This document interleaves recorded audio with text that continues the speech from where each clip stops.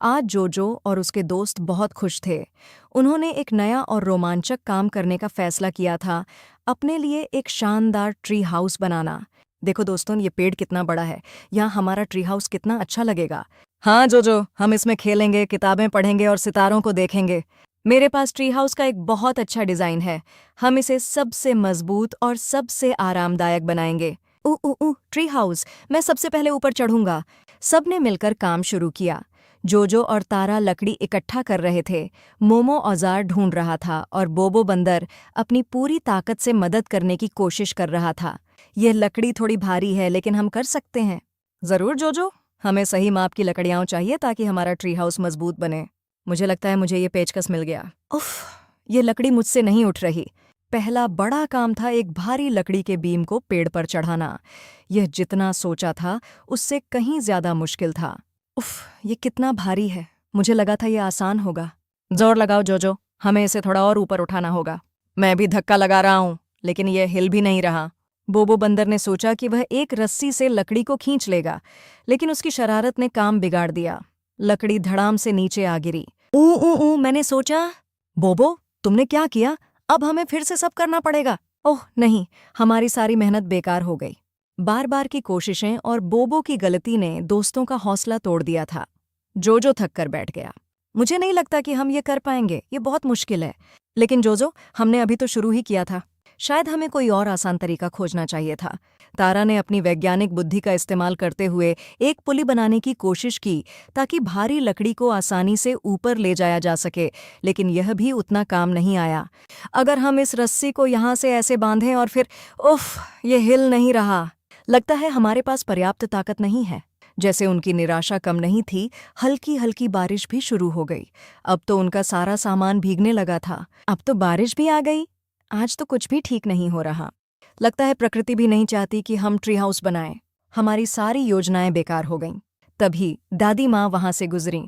उन्होंने बच्चों को इतना उदास देखा तो उनके पास आईं।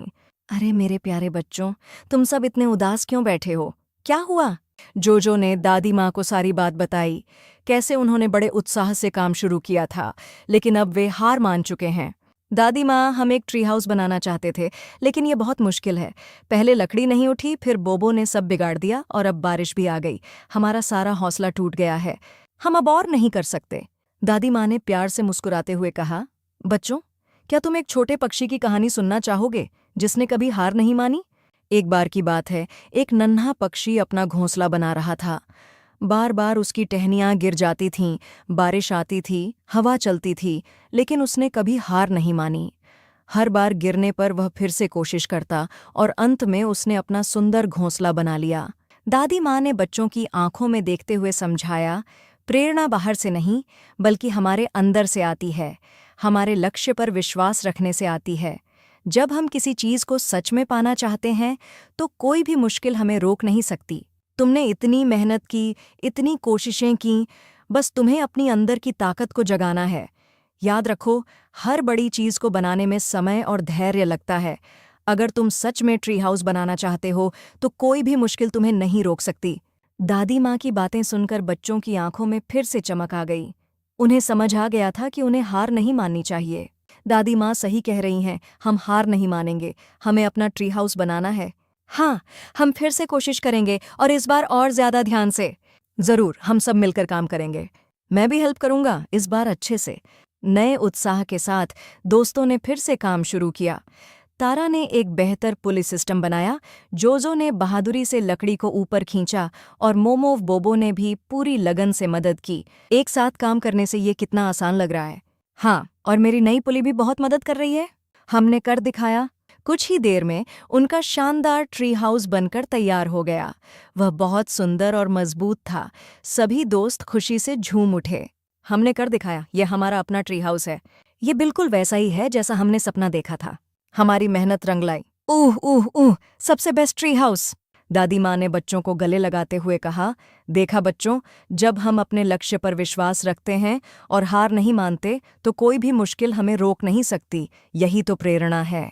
तो बच्चों, हमेशा याद रखना, असली प्रेरणा तुम्हारे अंदर है।